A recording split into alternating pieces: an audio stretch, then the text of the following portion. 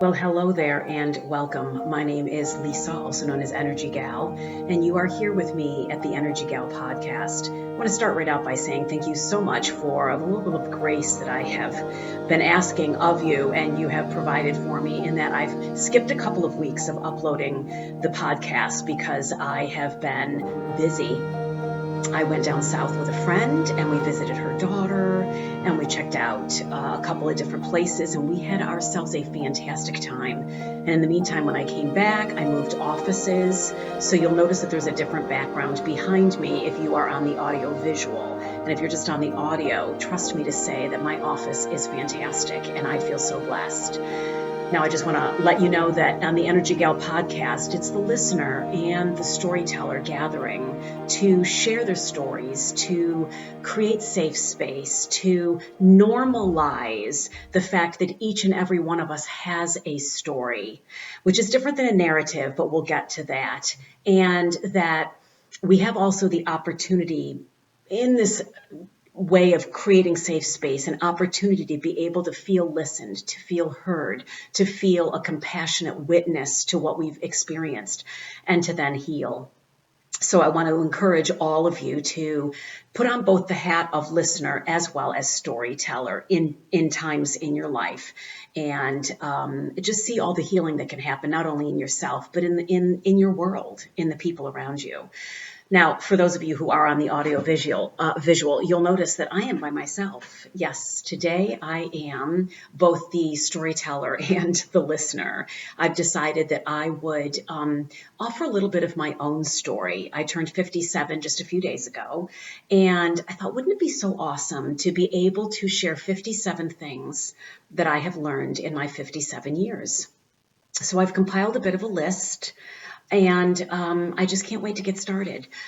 Just a little bit of housework before we continue.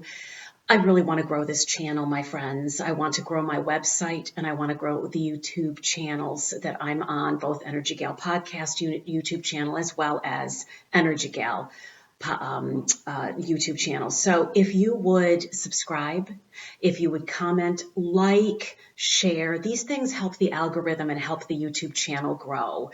And I am doing this free of charge because I want the word out there that healing is possible, that we can have really difficult things happen to us and we don't have to lie under the burden of those forever.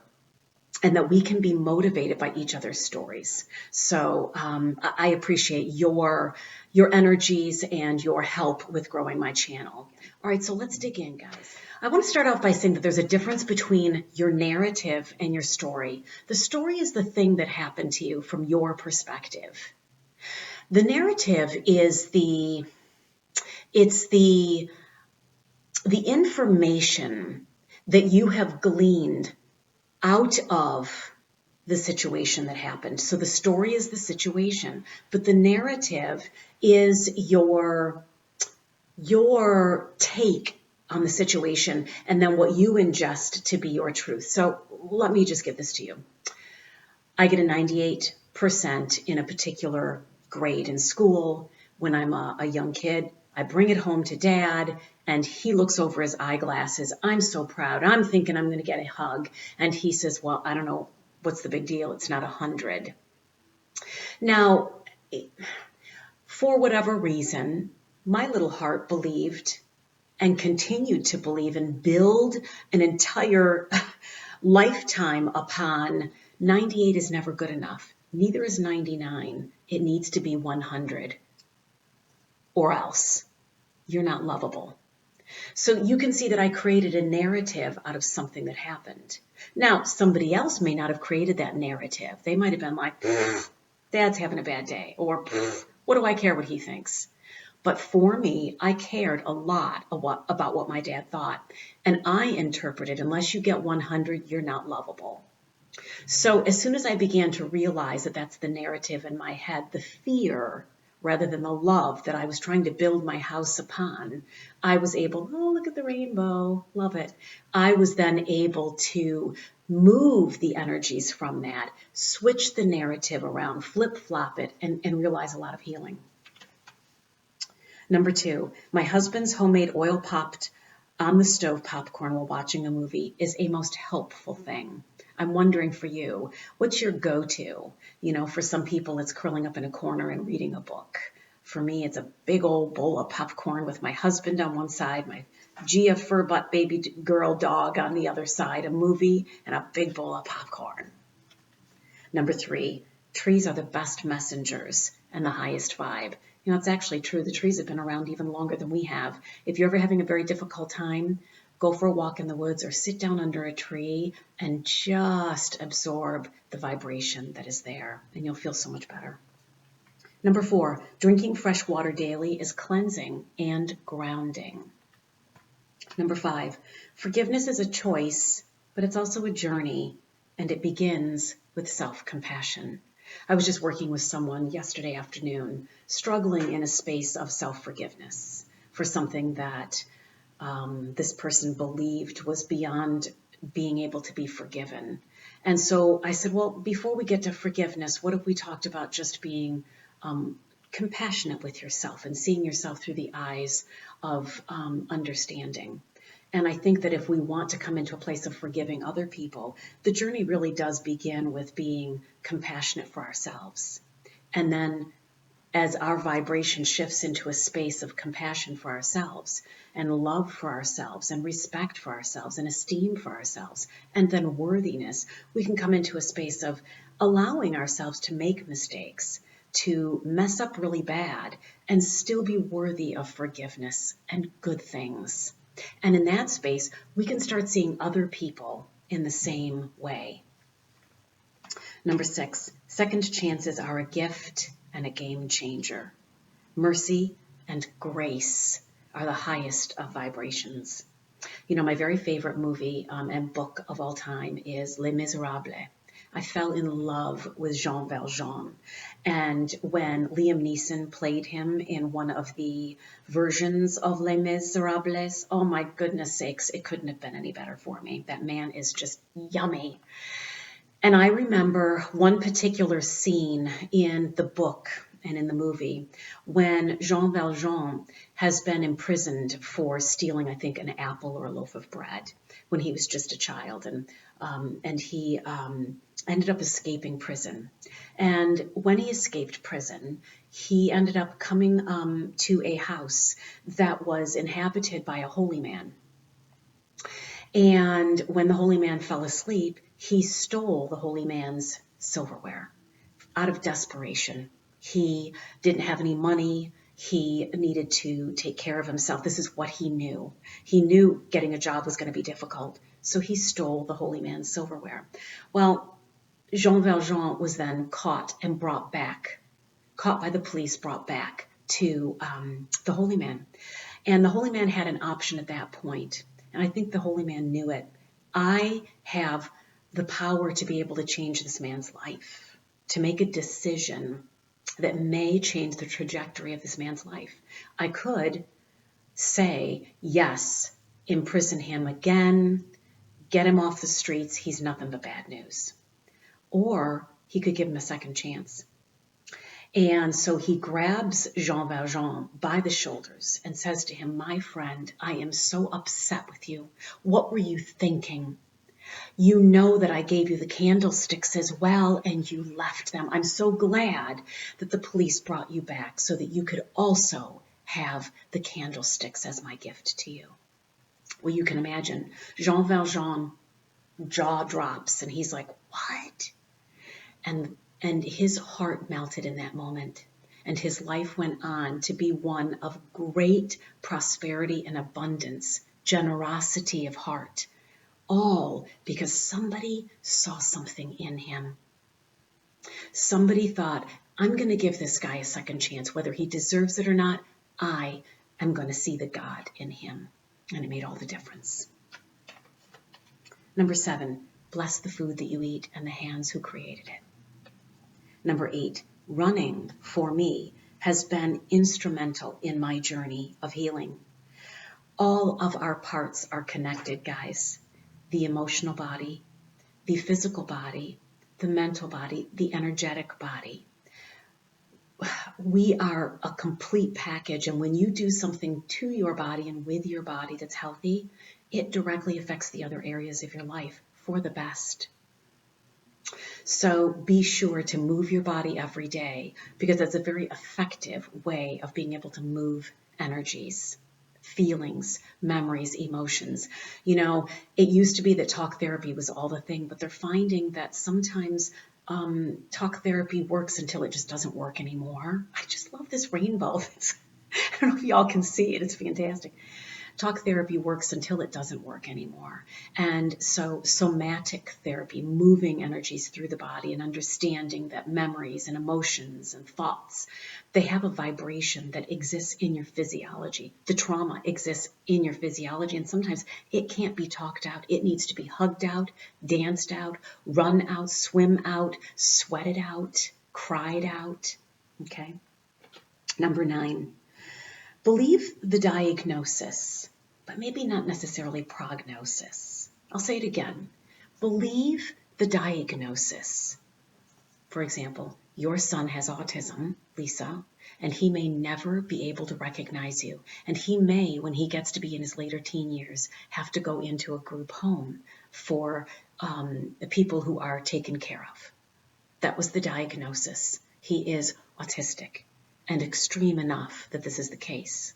Okay. The prognosis was, well, the diagnosis was autism. The prognosis was he may have to, be in a home, and he may never recognize you. I believed the diagnosis. I could see it from my own eyes. Yeah, he presents as highly autistic. But the prognosis, while I believed was sent to me in the best of intentions and with all that scientific background, to me, I could still keep on a shelf, because I'm kind of someone, I believe in miracles. I leave room for miracles. I work my butt off, but then I also leave room for mercy and grace, for miracles to slip into the vibration. And so when I heard that, I thought, yeah, that might actually be the case. But then I also did all of my homework, learned all about autism, and I approached Adam as if he could possibly heal. Now, I didn't attach to the fact that he could heal, but I left it open as a possibility. I was open-handed to whatever it is the outcome was going to be. I was going to be Adam's mom either way, blessed and thankful for this child. And as it turns out, miracles did happen for him. So leave room for miracles in your life, guys. It doesn't mean that there's no work involved. It just means that so many times God is at work behind the scenes, and we have to allow that. Got to give room for that. Number 10. Every morning, I have a cup of coffee with a different flavored creamer. Just one cup every morning at about 5 a.m., maybe 5:30 in the morning. This is a non-negotiable for me. It is my favorite thing that I consume every day. The rest of the day, I'm like, I don't really care, whatever. But I love that morning cup of coffee. And it's just a little cup of coffee. But even if someone were to say to me, if you didn't have that cup of coffee, you might be able to lose those couple of pounds around your waist that are kind of bugging you. I'd say, me and these couple pounds are going to know each other for a while, because I love that cup of coffee. Whatever it is, sometimes it's worth it. Number 11. Hurt people hurt people. Hurt people hurt people. I have learned to refuse to become offended. If someone cuts me off in traffic, my first thought is, wow, where are you going such a hurry? You must be all that. You must be having a rough day.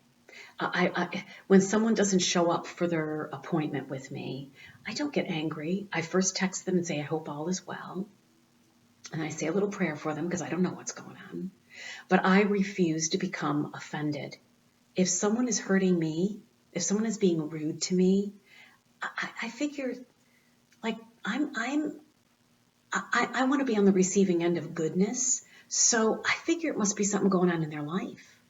Hurt people hurt people. So I'm like, gee, if I see someone who's in a bad mood, I think, wow, Where you hurt so bad that you need to splash that hurt all over me? And how can I create a safe space, not to enable you, but to create a safe space for you to maybe pick up on some of my happy love vibe?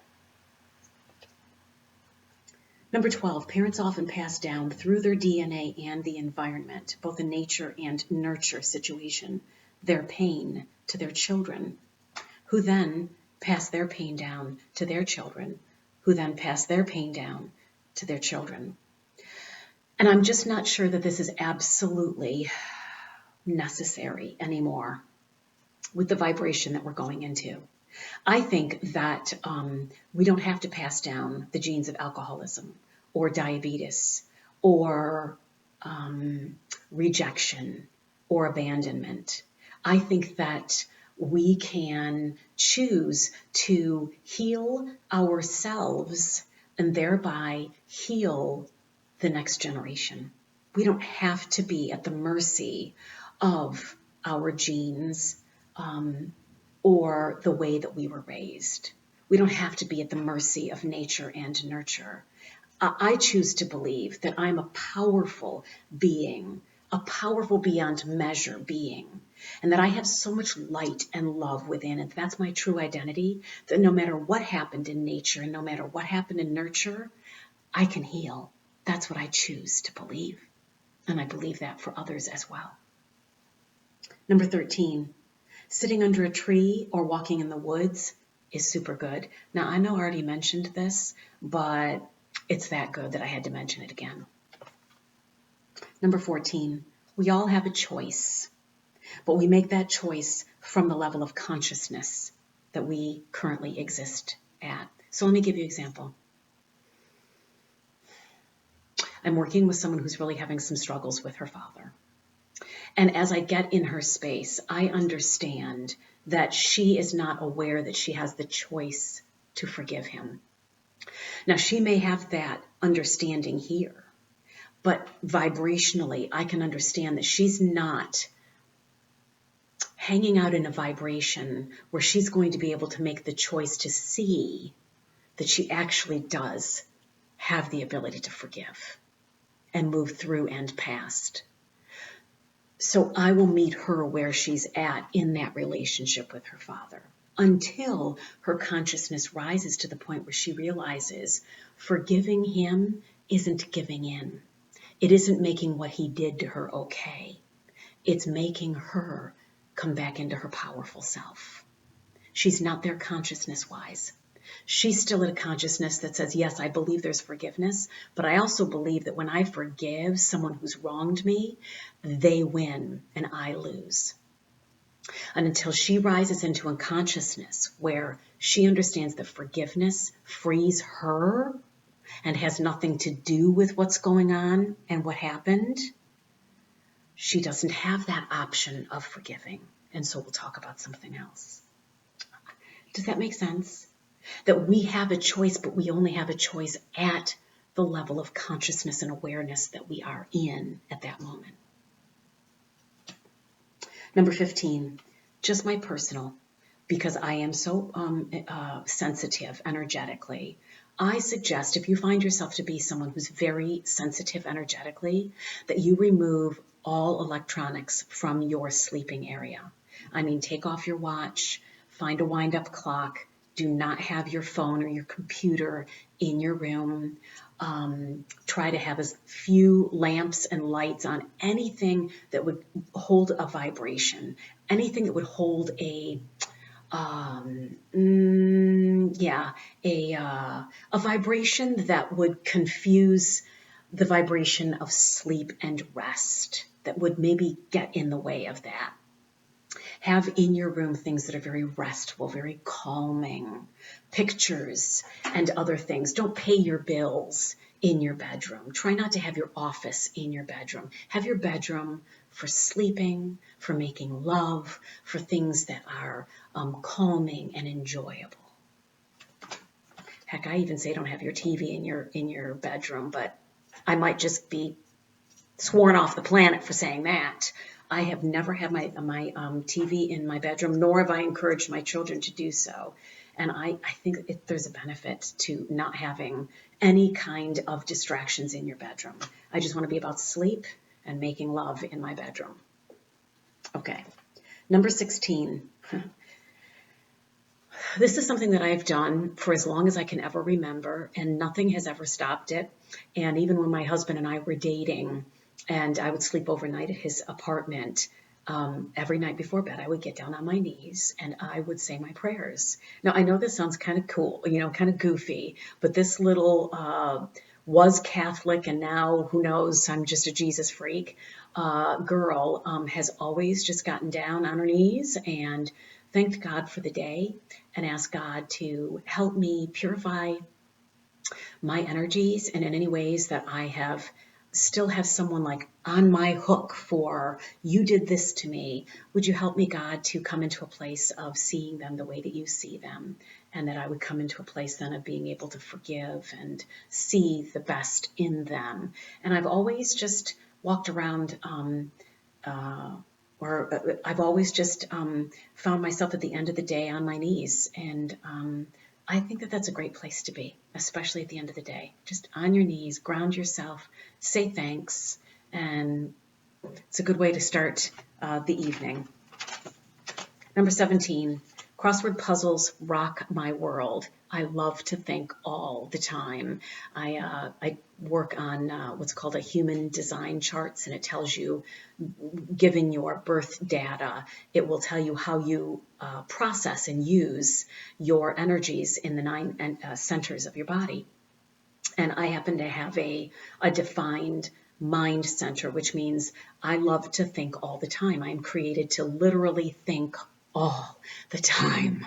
I have so many gates that are firing off in the chart. And so I find that sometimes when I can be a little overwhelming even to myself, or more so to my husband, because it doesn't overwhelm me to think all the time, that I'll do crossword puzzles. And it's a very effective way to use my mind's energies without overwhelming everybody in the room. Number 18, I love to mow the lawn. I don't know what it is. I think it's walking on the earth for that long because it takes a couple hours to mow the lawn. But I just love it. I have always loved mowing the lawn. I mean, who doesn't love the smell of fresh cut grass? Number 19, speaking of fresh cut grass, fresh flowers in the house remind me that there is beauty in the world. Number 20, hugs can heal. Now, sometimes, guys, we need a punch in the face as well. And I use punch in the face proverbially, metaphorically, just because I've got a sixth sense of Scorpio humor that way. But I have a very best friend whose name is Rose. And I'm going to tell you, one of the reasons that I love her so much is that she never lies to me. She tells me the truth, even when it hurts. And most especially when it hurts. And I love that about her. Everybody needs a truth sayer in their life. I don't need a yes man. I need a punch in the face sometimes. The other day I was kind of sinking down a hole of, oh my gosh, this is too much and I'm overwhelmed and poor me. And my bestie said, I want to give you a hug. And then I want to tell you something. Is that okay? And she asked if she could tell me. And I knew when she says that it means it's probably going to hurt my feelings. And I said, yes, I want you to tell me. And she said, okay, here's the situation. She told me. And I started to cry. I felt punched in the face. She hugged me. Then she punched me. Then she wiped my tears. And I call it sopped up all the blood. And then she hugged me again. Hugs are very healing. Number 21. Cookies must be on. I'm telling you, cookies must be on the banquet table because they're delicious. I love cookies. Homemade cookies, yes please, any day of the week. And I'm not I'm not a sweet person. I'm a salty crunchy, but I'll take me some cookies. Everything else, I don't really care. Cookies, pies, pastries, but give me a good cookie. 22, a sense of humor is priceless. You know, I'm all about serious. I got that Scorpio in the first house, and my goodness, Pluto is right up there in the, 11th house, 10th house, MC area. So there's a depth and a passion and a fire to me But man, sometimes you just gotta laugh. Sometimes things just need to be freaking funny. I think laughter moves a lot of energies. I'll tell you that right now. Number 23, people often don't really need you to solve their problems as much as they desire a compassionate listener. Now, oftentimes people will come into my office and they think that they want me to solve their problem, but really what they need is someone to listen to their story, reflect the narrative, and then give them a big hug and say, I want you to know that I see you as you went through this. And I'm feeling for you. I listened, and I'm sorry about what happened, and I'm sorry that you're feeling badly now. And I want to remind you of your power. May I give you a hug?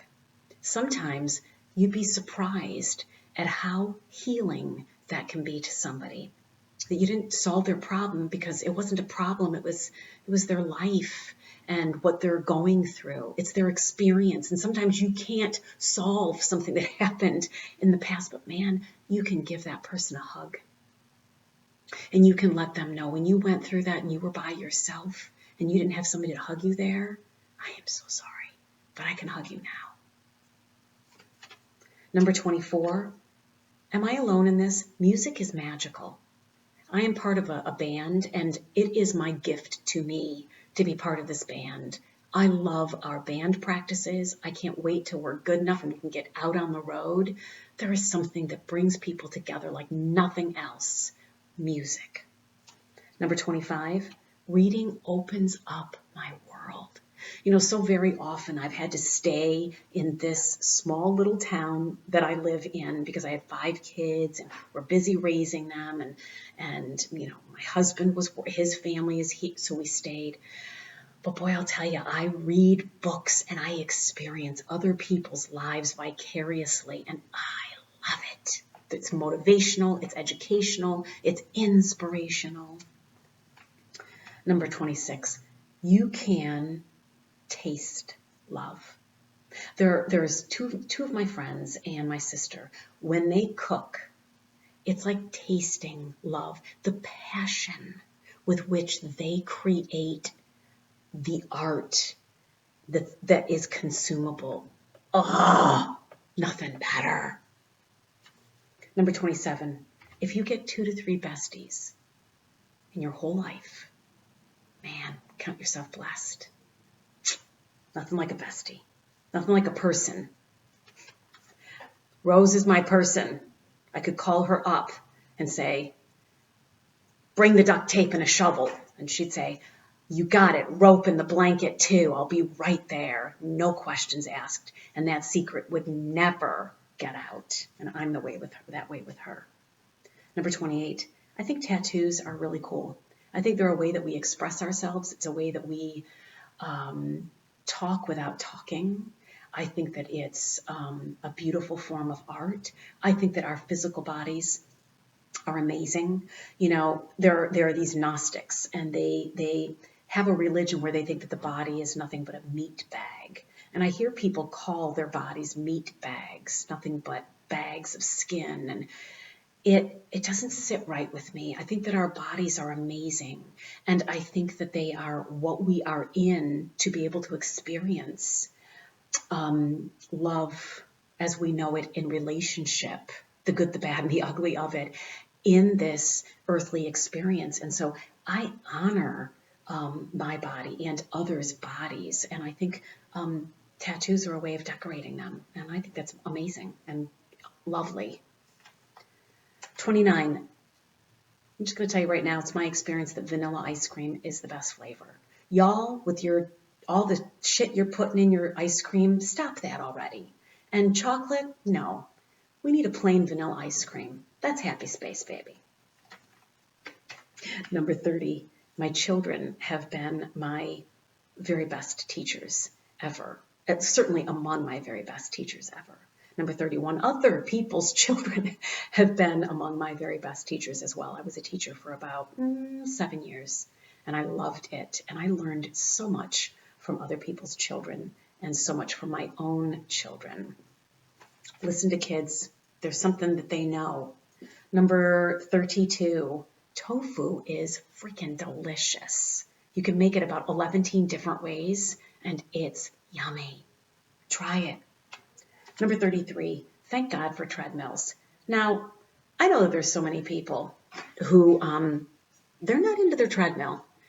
Ixnay on the treadmill. I'm going to tell you something. I love treadmills. First of all, it is helpful for me because I live in Western New York where it's really cold and snowy, and I'm not running outside when it's like that. But I'll be honest with you, even when it's warm out and beautiful, sometimes I hop on the treadmill real quick because it's convenient. And so there you go. I'm out of the closet with being a treadmill user. There you go. It's out there, and I won't deny it. Number 34, we see what we're looking for. We see what we're looking for. You know, I talk with someone and she'll say, oh, this world is nothing but a piece of crap, and this is happening, and that's happening, and all the bad, and these people aren't treating me well, and this is what's happening, and this and that. And I think, and so it is in your world. And you get the same person, you know, a different person, and they're going, oh my God, let me send you all these pictures of this most beautiful place that I've moved to. And let me send you all these quotes about all the happy things. And let me show you gratitude for this. And oh my goodness, isn't that wonderful? And life is good, and it's worthwhile, and people are amazing. And I think, and so it is in your world. We will find what it is that we're looking for. So what is it that you are looking for?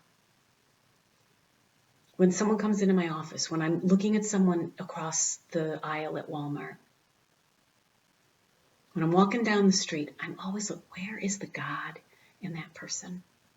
Where is that holy spark within that person? That is what I want to be in relationship with.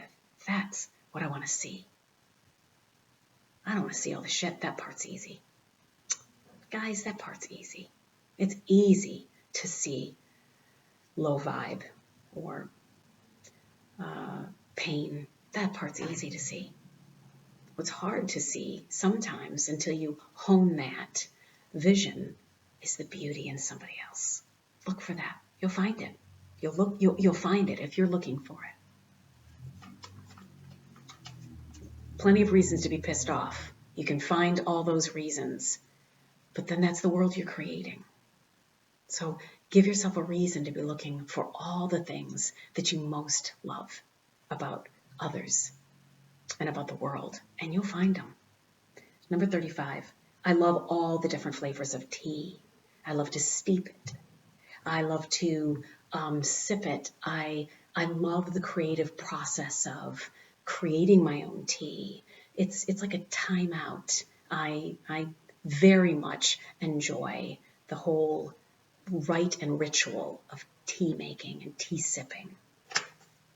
Number 36, dogs are truly gods with fur and sloppy kisses. Don't get me wrong, I love a cat, but I really love dogs. And especially I love my little dog Gigi. If you can hear other voices, I've got my door open because it's such a beautiful day out, so I apologize ahead of time for the little bit of traffic that you can hear going across.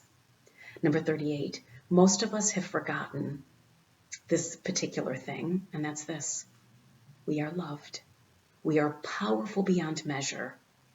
And so what happens is we shrink in fear and shame. We have forgotten who we are. And so then we act out of that forgetfulness. And we become bitter, and we become shameful and ashamed and feel guilty. When we forget who we are and the power that we hold, we live out of a space of lack and unholy competition and self-abuse. So my whole passion and what I do using tarot and astrology, human design, is I create a space where people can wake up and remember who they are, that they can discover, remember, and then live out of that truth of who they are, not out of their pain, but out of the truth of who they are. Number 39. My husband and I disagree on this particular fact, but this is between you and me. Decorative pillows add awesome vibration to the space. Now, he's all about we need one pillow and one pillow only, and that's the pillow that you put your head on at night in your bed. And I'm all about there are not enough pillows in the world. You can just fill up the whole space with pillows, and how beautiful that is. Number 40, eat out of your garden or somebody else's garden just as often as you can. Number 41, don't judge a book by its cover. Baby, just don't judge. Here's the deal. If you're judging someone, it's only because first you've judged yourself. Don't judge. Don't do that. Don't do that to yourself, and don't do that to others. There's nothing good that can come out of judging. Number 42, our words create our worlds. What kind of world is your little world? You've created that by what you've spoken. Be very careful what you're speaking about yourself, because what you're saying, your entire body, all of your cells are listening and manifesting accordingly. What are you saying? Number 43, we are best together in community. Now, I am the introvert's introvert. I love my own company. Love put my music on, listen to some YouTubes, and I'm on my own. Love it. But I also know that I heal and I am my best self when I am in community, offering my gifts and being on the receiving end of other people's gifts. So let's do community. That's important. Number 44. Sometimes, how do I phrase this? We meet people where they're at, but there are times after a bit where we realize that we have to leave them there. Yes, we meet people where they're at in that space, but after a while, sometimes we realize that we have to leave them there. So there's someone that I've desired to be in relationship for the longest time, and I want that relationship to be something that we feel comfortable talking on the phone and texting and having memories together. I'm trying so hard to meet this person where they're at when they're just in a distant space and angry. And I've decided after a bit of time, 57 years, that I need to move on. That I would meet that person where they're at in that particular consciousness, but I can't stay. I would love to have a relationship, but that's where they are, in a space of constant bitterness, anger, frustration, victimhood. And as long as they're not willing and at a consciousness to move through to a next, I'm moving on. I'll leave you there. God bless you. And I'm moving on. That's hard. That is so hard for me because I'm so relentless in my pursuit to cross the finish line, damn it. But so it is. But so it is. And so I pray and I believe the best, but I know what's also best for me is to move on and allow them to experience that leg of the journey that they are so desperately trying to still experience. If you want to stay in a place of unforgiveness and anger and bitterness and frustration, I'm not going to stop you, but I'm also not going to stay. Number 45, never underestimate a really good poop. Oh yeah. I think that our bodies are amazing. For years and years, I struggled in disordered eating, and part of what I did as an abuse to my body is I gave myself enemas, not only every day, but 3 or 4 times a day. And I got to the point where I even when I was coming out of the anorexia, the disordered eating, the body dysmorphia, I had lost all peristaltic movement in my colon. I could not actually poop on my own. And so I had to be patient and help myself, and I did all these things. And I have eventually, and I still struggle in it, but it's coming along. But I have to tell you that there are days that I experience having a bowel movement, and I don't take that for granted at all. If I were to throw this computer on the floor, if I came back tomorrow, a month from now, a year from now, it would still be on the floor and broken. It would not fix itself. The same thing with this table that I've got the computer on. If I sliced it with a knife, it would have that sliced knife that forever, it doesn't correct itself. It doesn't heal itself, but my body does. Treated well, my body will heal itself and eventually begin to poop on its own again. I find that freaking amazing. That's amazing. So, don't underestimate the power of your body to poop, but also to do all the other things that it does. Our bodies are amazing. Number 46, Jesus' life is my shining example. I used to go to church a lot, guys, and I loved singing in church, but the season changed for me, and I felt that all I wanted was Jesus, and everything else was able to be experienced, and then I moved on and through that. But boy, I'll tell you, I didn't throw out the baby with the bathwater. I kept the Jesus in the whole message. And he's my main dude. Like, he's with me all the time. He's my best friend. My husband knows that it's Jesus and then husband, and then on from there. So, dude is awesome. Number 47, I am not yet a grandparent, but I've heard it said that being a grandma is the best thing ever. And I love being a mom. So to be a grandmom, I'm like, I can't even wait. I've got 5 kids, so I'm assuming I'm going to get at least one little grandbaby out. And I think that my husband's going to be called Papa, and I'm going to be called Ima. So it'll be Papa and Ima, who will spoil the grandbabies and not apologize 1 second for it. Number 48, I love a good poem or a good quote. Oh God, it opens up my world. I'm a wordsmith. I just love to have words in my mouth, like a lollipop, and suck on them. You know, some people smoke a cigarette or hang on to a doob. Man, I'll tell you, I have words in my mouth, and I love it. Number 49, journaling every morning has been very helpful for me on my journey. So I recommend every morning you get up and you write down 1 or 2 or 3 things that you're grateful for, and then do a little prayer to the King of the universe, or God, or Spirit, or to my best friend, or whatever it is that you want to say. But put a little log. There's this song by Jason Upton called Writing Every Day Down, or Write Every Day Down. And I think that there's something, I think that there's something magical that happens when we just take a little snippet of the day before and recall it. It's like I am here and I'm all in. Like, there's something magical about it. It's a way of me grounding myself, and I would recommend it.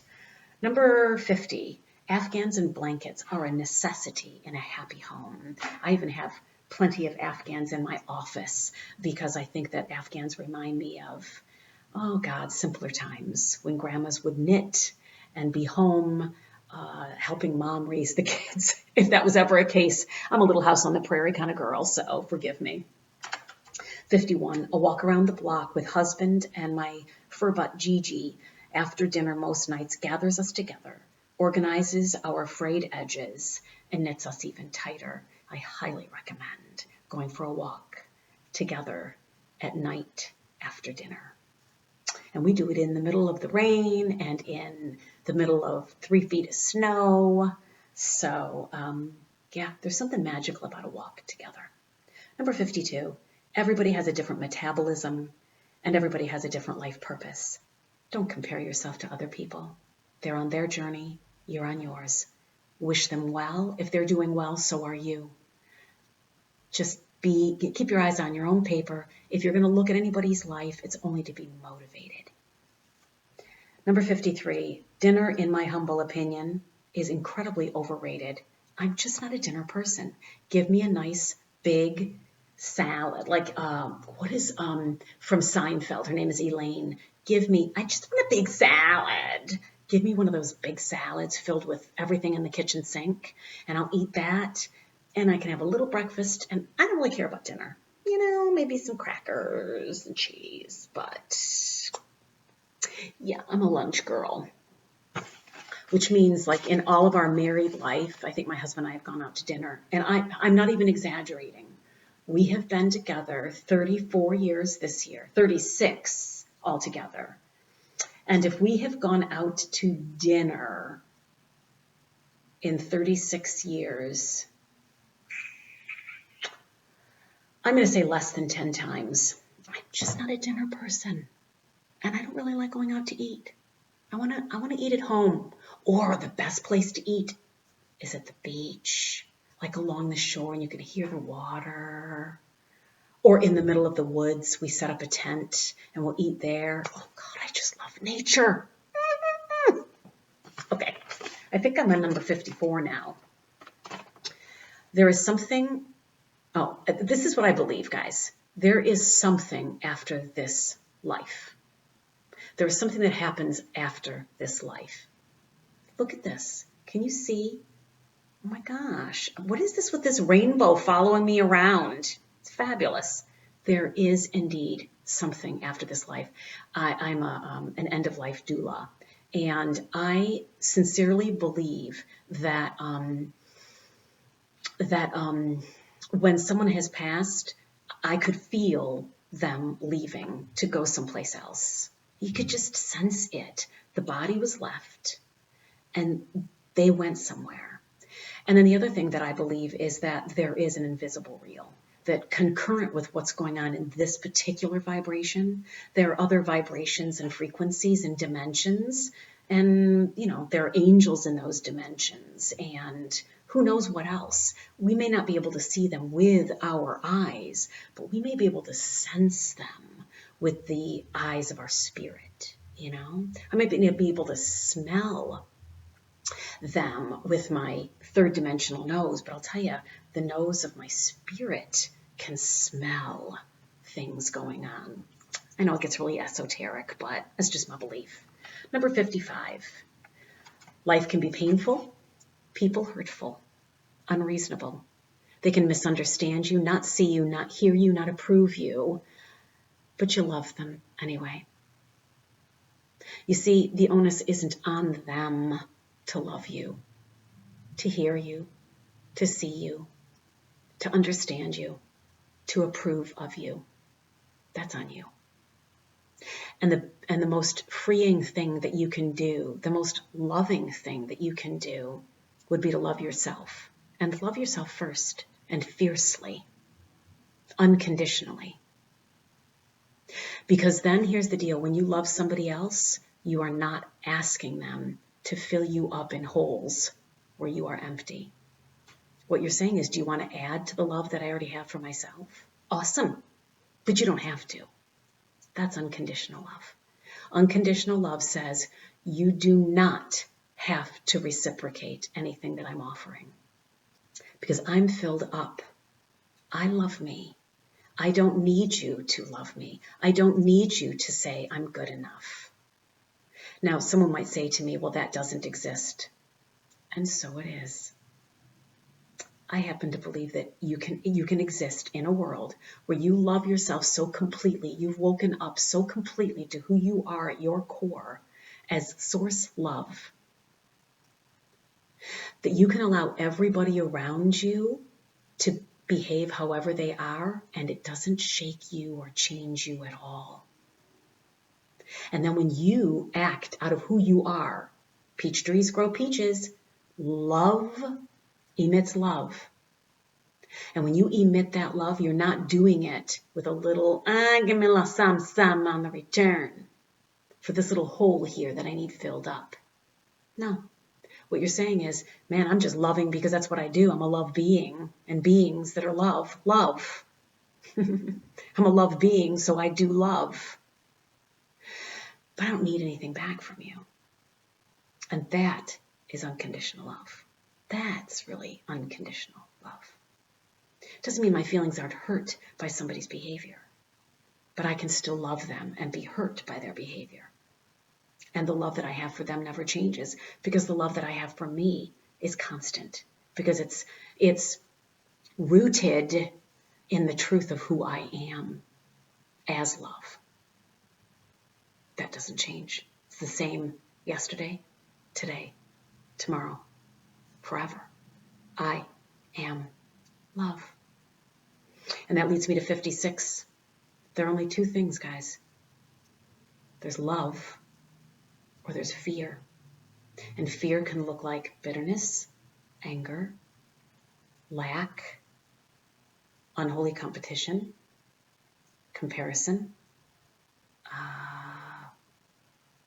low self-esteem, overspending, undereating. Fear looks like anything that isn't love. It all comes down to fear. Well, what about greed? Comes down. If you keep on following the root of that weed in your garden, it always will come down to fear if it isn't love. There's fear and there's love. Love knows, this is who I am.